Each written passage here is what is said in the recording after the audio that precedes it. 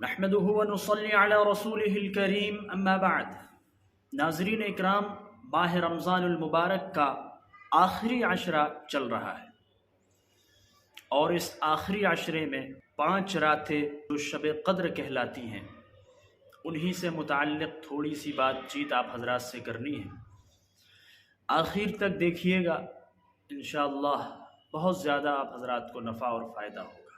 شب قدر کی فضیلت احادیث کی روشنی میں کیا ہے؟ شب قدر میں عبادت کی فضیلت کیا ہے؟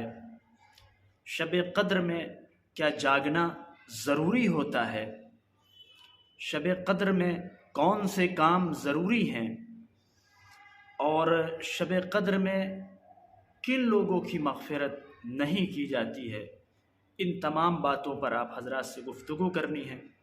ویڈیو میں آخر تک بندھے رہیے گا اور احادیث کی روشنی میں ان تمام باتوں کو سماعت کریے گا۔ سب سے پہلی بات ہے کہ شب قدر کب ہوتی ہے، تو اس تعلق سے صحیح بخاری کی ایک روایت ہے جس کو سیدنا عائشہ صدیقہ رضی اللہ تعالی عنہا نے روایت کیا ہے۔ فرماتی ہیں قال رسول اللہ صلی اللہ علیہ وسلم تحروا لیلۃ القدر فی الوتر من العشر الاواخر من رمضان، کہ حضور صلی اللہ علیہ وسلم نے ارشاد فرمایا کہ لیلۃ القدر کو رمضان کے آخری عشرے کی طاق راتوں میں تلاش کرو۔ طاق راتیں کون سی ہوتی ہیں؟ 21، 23، 25، 27 اور 29، یہ 5 راتیں ہیں۔ ان 5 راتوں میں شب قدر ہوتی ہے۔ ان 5 راتوں میں سے کسی ایک رات میں ضرور ہوگی۔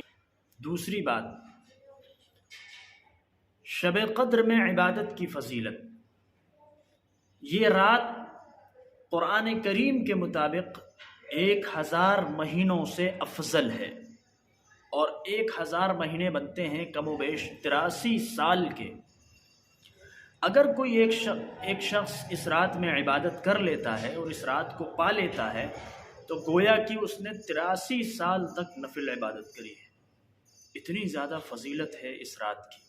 اب تیسری چیز آتی ہے، کیا شب قدر میں جاگنا ضروری ہے؟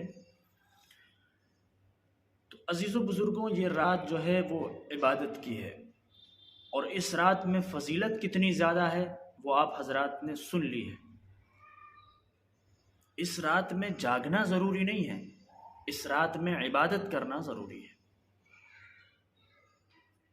اگر عبادت کریں گے تو ثواب بہت زیادہ مل جائے گا، اور اگر عبادت ہم نہیں کریں گے، صرف جاگ کر کے رات گزاریں گے، ہوٹلوں میں مستیاں کریں گے، بازاروں میں گھومیں گے، گپ شپ لڑائیں گے، وقت برباد کریں گے، تو بجائے اس رات کی فضیلت حاصل ہونے کے ہم اور آپ نقصان اور خسارے میں رہیں گے۔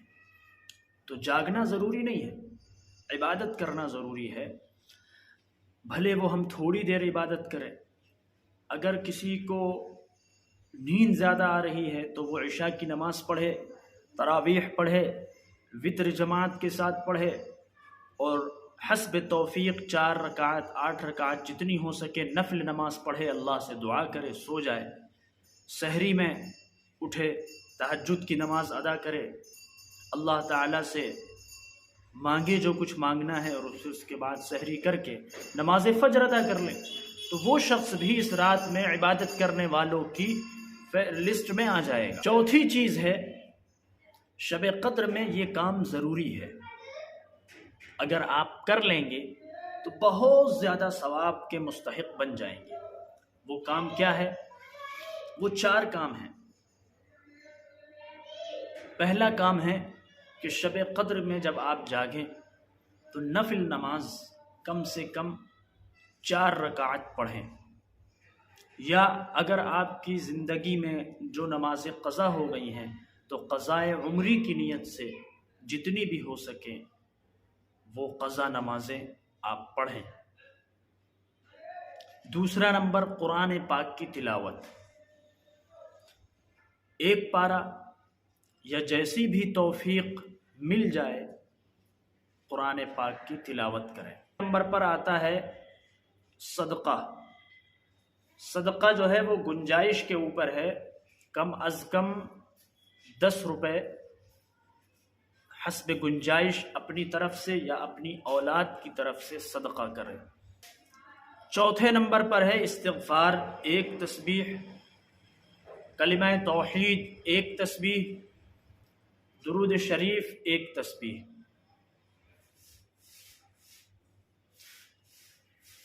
یہ اذکار کریں اور آخر میں، رات کے آخر میں 4 رکعت تہجد کی نماز پڑھیں، پھر اللہ سے خوب دعا کریں اپنے لیے اور پوری امت کے لیے۔ یہ 4 کام جو آپ کو بتائے گئے ہیں، پہلی چیز ہے نفل نماز، دوسری چیز ہے قرآن پاک کی تلاوت، تیسری چیز ہے صدقہ، چوتھی چیز ہے استغفار۔ تو یہ کام اگر ہم اور آپ کر لیں گے اور اس رات میں شب قدر ہے، تو گویا کہ اللہ کے یہاں یہ لکھا جائے گا کہ ہم نے یہ کام مسلسل 83 سال تک یا اس سے بھی زیادہ روزانہ رات میں کیے ہیں۔ تو اتنی زیادہ فضیلت ہم اور آپ اس مختصر سے کام کے ذریعے حاصل کر سکتے ہیں۔ آخر میں وہ لوگ جو اس رات میں بخشے نہیں جاتے ہیں، جن کی اس رات میں بخشش نہیں ہوتی ہے، وہ لوگ کون ہیں؟ نمبر 1، وہ شخص جو شراب پیتا ہو، وہ اس رات میں معاف نہیں کیا جاتا ہے۔ نمبر 2، وہ شخص جو والدین کی نافرمانی کرتا ہے۔ نمبر 3، وہ شخص جو رشتہ داروں سے رشتہ توڑ دیتا ہے جہاں پر رشتہ جوڑنے کا حکم شریعت نے دیا ہے۔ چوتھے نمبر پہ وہ شخص جو مسلمانوں کے لیے اور مسلم امہ کے لیے اپنے دل میں نفرت اور بغض رکھتا ہے۔ یہ 4 وہ لوگ ہیں جو شب قدر میں اور مبارک مہینے بھی معاف نہیں کیے جاتے ہیں۔ تو ان 4 کاموں سے بچ کر ہمیں اور آپ کو لائف اور زندگی گزارنی ہے۔ باقی اوپر جو چیزیں بتائی گئی ہیں اس کو حسب طاقت کرنے کی ضرور کوشش کریں، تاکہ ہم اس مقدس رات سے اس کی فضیلت بھی حاصل کر سکیں اور اس سے فائدہ بھی اٹھا سکیں۔ والسلام علی الاحترام۔